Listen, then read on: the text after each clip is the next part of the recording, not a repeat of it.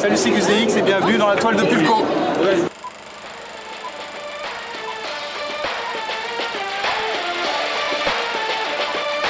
Pilule rouge, pilule bleue, Morpheus donne les médocs, à Poudlard il y a le doc.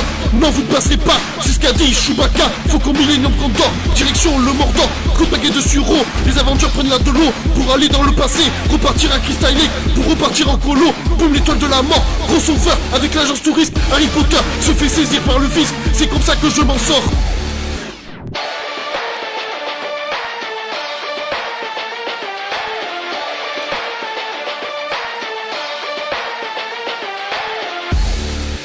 Salut à tous, c'est PULKO et bienvenue dans ce nouvel épisode de la toile de Pulco. Et le film dont nous allons parler aujourd'hui est Ant-Man and the Wasp, ou en français Ant-Man et la guêpe. Mais ça a plus de charme en anglais le titre. Bon, désolé pour le bruit, c'est le ventilateur, voilà, sur la dernière vidéo je l'ai entendu, c'est pas terrible, mais voilà, bon. Je pense que quand même vous arriverez quand même à me comprendre. Ant-Man et la guêpe, réalisé par Peyton Reed. Après les événements qu'il y a eu dans Captain America Civil Wars, Scott Lang se trouve assigné à résidence depuis 2 ans. Voilà, c'est plus ou moins ça le speech du film. En ayant une vision étrange, il y a Janet et Hank Pym qui le kidnappent pour réussir à retrouver Janet dans l'espace quantique. Voilà, parce qu'elle serait vivante. Bon, en même temps, Janet dans les comics, voilà, c'est la première guêpe. Ça aurait été con de la faire mourir dans l'œuf en quelque sorte, même si ce sont des personnages vieillis. Et puis grosso modo, oui, c'est plus ou moins ça le synopsis du film. Après, il y a une course-poursuite pour récupérer le laboratoire portable. Enfin voilà, je vais pas te spoiler tout le film. Manière, c'est simple. À la fin de la vidéo, il y aura une partie spoil. Et voilà, ça y est, on y vient. Il y aura une partie spoil.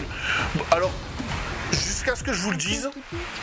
Ceux qui n'ont pas vu le film, pour l'instant vous pouvez rester là. Manière, il y aura un petit jingle quand ça sera le cas. Allons sur le casting. Alors nous avons Paul Rudd dans le rôle de Scott Lang et Ant-Man, Evangeline Lilly dans le rôle de la guêpe et Aude Van Dyne, Michael Douglas dans le rôle du Dr. Hank Pym, soit le tout premier Ant-Man, et un qui ne compte pas vraiment dans le synopsis du film mais que j'aime bien quand même, Michael Peña dans le rôle de Louis. Ah, ce personnage je l'adore. Dans le premier Ant-Man, allez, il me faisait rire vite fait quand il commence à se raconter ses histoires. Mais là, le gars, il part plus loin dans le délire. Non, j'adore. Voilà, j'adore cet acteur. J'espère qu'il aura un rôle le plus important dans le MCU, mais bon, j'en doute. Nous allons passer au cahier des charges. Bon, je vais pas vous marquer à chaque fois. Voilà, c'est relou à faire. Voilà, on va garder le cahier des charges, mais je vais arrêter de marquer les trucs. Manière, vous n'êtes pas sourds, vous comprenez ce que je dis. Dans le film Ant-Man et la guêpe, qu'est-ce que nous attendons? De l'action, du fun et des indices sur la suite d'Avengers Infinity Wars. Alors niveau action, ouais, bon, nous sommes servis. Bon, de manière, ce qui est chiant, c'est que les meilleures scènes d'action, tu dis ça dans la bande-annonce. Ça, c'est inévitable. De l'humour, nous en avons moins que dans le premier, mais nous en avons quand même. Les gens, ils reprochent au film Marvel d'être trop comique. Alors on peut reprocher ça à Thor Ragnarok, peut-être à Spider-Man Homecoming, mais dans Ant-Man, ça va nickel. Voilà, voilà, le personnage est comme ça, le réalisateur le veut comme ça. Voilà, ça me convient. Je ne comprendrai jamais les gens qui disent il ne faut pas d'humour dans un film de super-héros.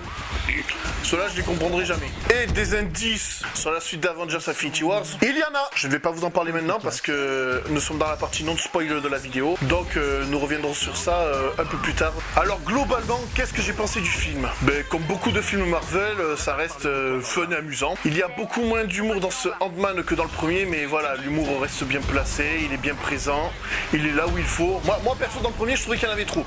Allez, dans celui-là, moi je dis ça va. Voilà, manière, niveau humour, 2017, les 3 films Marvel qui sont sortis, les Gardiens de la Galaxie, Spider-Man Homecoming et Thor Ragnarok, voilà, c'était que du comique et ça devenait lourdingue l'année dernière. Là, avec Black Panther, Avengers Infinity War et Ant-Man et la guêpe, je pense que on a ce qu'il faut au niveau humour. Seul truc qui est chiant avec ce film, c'est que si t'as vu la bande-annonce de Ant-Man et la guêpe et Avengers Infinity Wars, tu sais plus ou moins comment le film va se terminer. Donc à ce niveau-là, il n'y a pas de surprise, sauf Non, ça, j'y reviendrai dans la partie spoil. Après, ce que je viens de dire sur les spoils, tout ça, ça n'enlève rien à l'intrigue principale du film. Quand je dis l'intrigue principale, c'est simple. Dans le MCU, quand tu regardes un film cinématique Marvel, individuel, je précise, tu as l'intrigue principale qui relie tous les films Marvel, et tu as l'intrigue qui est spécialement réservée au film. Je sais pas si tu arrives à peu près à saisir. En gros, tu vois, t'as en quelque sorte une histoire qui se déroule. On va appeler ça quoi, je sais pas comment on peut appeler ça, mais voilà, t'as l'histoire principale. T'as l'histoire principale qui relie tous les films Marvel, et après t'as le fil rouge, voilà. Un film Marvel solo, j'appellerais ça un fil rouge, voilà. J'ai trouvé ce terme dans Interville. Et de ce fait, voilà, à ce niveau-là, niveau spoil, ça n'enlève rien. Et faire des films comme ça, c'est pas plus mal. En gros, si tu regardes un film Marvel pour son intrigue principale, enfin pour son intrigue centralisée sur le film, allez, c'est bon, tu peux voir le film tranquille, y a pas de souci, ça va pas te couper. Par contre, quand je parle des trucs principaux, tu vois, c'est Thanos, c'est le truc qui rassemble tous les super-héros. Pour le coup, ça fait soulever pourquoi Avengers l'ère d'Ultron est considéré comme un film naze. C'est parce que tout simplement, ce film n'est pas dans l'intrigue principale, tu vois, ils ont mis Ultron, c'est une aventure à part. Tandis que le premier Avengers, même Civil Wars, sont plus ou moins dans l'intrigue principale du cinématique Marvel Univers. Oh, quoique, c'est pareil pour tous les Captain America si tu vas par là. Voilà, mais bon, là je m'égare. Mais quoi qu'il en soit, Ant-Man et la Guêpe reste un bon film divertissant, voilà, tu peux le voir, bon après, plus tu avances dans les films et plus tu peux pas voir un film sans en voir un autre. Voilà, soit son film a son intrigue principale, mais si vraiment tu t'intéresses au MCU, il faut vraiment voir tous les films. Voilà, comme je l'ai dit, dans les films Marvel, il y en a, ils vont préférer y voir... En fait, chacun suit son personnage en quelque sorte. Mais moi perso, je dis il faut les suivre tous. Et la note que je vais attribuer à ce film, 9,5 sur 10. Voilà, tout simplement parce que, comme je t'ai dit, tu vois la bande-annonce de Ant-Man and the Wasp et tu vois Avengers Infinity Wars, tu sais plus ou moins ce qui va se passer dans le film. À ce niveau-là, t'as zéro surprise. Mais voilà, c'est pas grand-chose. C'est pas grand-chose. Le film est quand même bien. Voilà, tu t'éclates, tu rigoles, tu es diverti. La toile de Pulco, le cinéma, un divertissement avant tout. C'est le message. La toile de Pulco va prendre encore un nouveau virage. Va y avoir encore quelques changements. Mais ça, je préfère vous en parler dans une vidéo à part. Parce que, voilà, si j'en parle dans cette vidéo, il n'y a que les gens qui s'intéressent plus ou moins à Ant-Man qui connaîtront que l'annonce. Alors, je préfère vous faire une vidéo à part hors toile de Pulco pour vous parler de ça. Voilà, il y aura quelques changements à ce niveau-là. Je sais, j'avais parlé déjà des changements sur la vidéo des 1000 abonnés, mais faites-moi confiance, il y aura d'autres changements et je pense que ça devrait vous arranger au final. Je voudrais remercier Gus DX pour m'avoir fait une intro pour la toile de Pulco. C'était pas spécialement pour ça là, et c'est quand que j'ai fait le BGF, c'était il y a 2 mois déjà, et je mets son intro que maintenant. Alors je remercie Gus DX, allez vous abonner à sa chaîne, enfin de manière, le gars il est déjà connu, je pense qu'il pèse dans le game, malgré les sujets à controverse par rapport aux fantômes, voilà. Je remercie quand même Gus DX d'avoir accepté de me faire cette intro. Aussi, je voudrais féliciter l'équipe de France d'avoir gagné la Coupe du Monde. Voilà, le foot, je m'en bats les couilles à temps normal, mais voilà, ça fait toujours plaisir des trucs comme ça, tu vois, les gens se rassemblent, ils sont heureux dans la rue, alors félicitations à l'équipe de France pour sa victoire de la Coupe du Monde. Nous arrivons à la fin de la partie non spoiler. Pour ceux qui vont quitter la vidéo, je vous invite à vous abonner à la chaîne. Avant d'entamer la partie spoiler, je préviens d'un truc. Bon, bien entendu, il y aura des spoilers sur Ant-Man et la Guêpe, ça je vous le cache pas, mais il y aura aussi des spoilers sur Avengers Infinity Wars. Alors si vous n'avez pas vu les 2 films, je vous conseille de partir. Si tu t'en bats les couilles, je t'invite à rester, mais après c'est chacun fait comme il veut. Ceux qui n'ont pas vu le film, vous pouvez quitter la vidéo, et pour les autres, à tout à l'heure.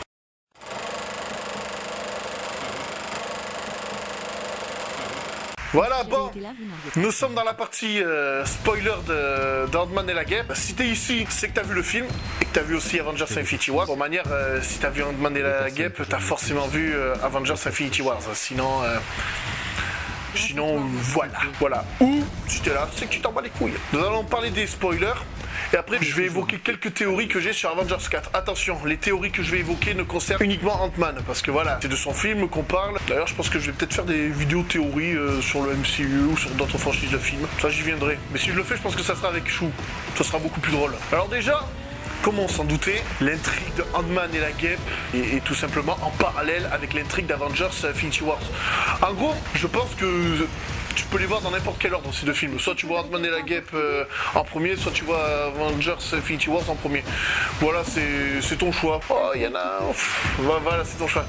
Après, ceux qui voient Ant-Man et la Guêpe en premier, ça peut peut-être plus les impatienter à voir Avengers. À voir. Moi perso, j'ai regardé dans l'ordre de sortie ces deux films. Suite au claquement de doigts de Thanos dans Avengers Infinity Wars, et c'est là que ça va avoir un impact sur Ant-Man et la Guêpe. Le docteur Hank Pym, Janet Van Dyne, Hope Van Dyne disparaissent alors qu'ils ont envoyé Ant-Man dans le monde quantique. Voilà, au début le gars il croit qu'il se fait troller, mais... Non, pas du tout, ils ont tous simplement disparu à cause du claquement de doigts de Thanos. Et ce truc du claquement de doigts de Thanos, je trouve ça intéressant parce que ça devrait avoir des répercussions sur la série Les Agents du Shield, voire même les séries Netflix. Voilà, parce qu'ils disent que c'est pas canonique, que les séries Netflix ne sont pas canoniques au MCU. Franchement, on verra bien. Et ça serait intéressant qu'il y ait ces répercussions du claquement de doigts dans les séries, même les séries Netflix. Voilà, c'est tout ce que je voulais dire. C'était limite le seul truc à spoiler dans le film. Alors maintenant, nous allons passer aux théories sur Ant-Man dans Avengers. Alors j'en ai noté quelques-unes dans le portable. Dans le film, ils ont parlé de failles temporelles et de dimensions parallèles. Là, c'est intéressant. Manière Kevin Feige a dit dans une interview que ils allaient commencer à parler du multiverse, voilà. Et là, pour le coup, tu as tous les outils dans Ant-Man. Alors, je pense que dans Avengers 4, il y aura mais pour le coup, il y aura du voyage dans le temps. Moi, je pense qu'il y en aura. Je pense qu'il y en aura. Manière, tu le vois bien, il y a des photos qui ont fuité, comme quoi il y a Iron Man et Ant-Man qui voyagent dans le passé, parce que tu vois Captain America avec son ancienne coupe de cheveux, et ils sont plus ou moins à New York.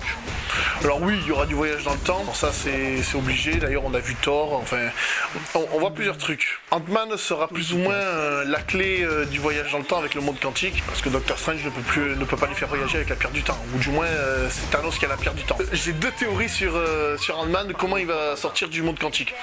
Je peux même t'en rajouter une troisième. Alors, soit il en sort comme il a fait dans le premier film, avec un disque d'agrandissement, soit c'est Captain Marvel qui vient le secourir suite à l'appel de Nick Fury à la fin d'Avengers Infinity Wars. Voilà, je pense qu'au passage, elle va ramener Ant-Man, si ça se trouve. Ou deuxième hypothèse, dans la scène post-générique qu'il y aura à la fin de Captain Marvel, Ant-Man atterrit dans les années 90, là où se trouve Carol Danvers.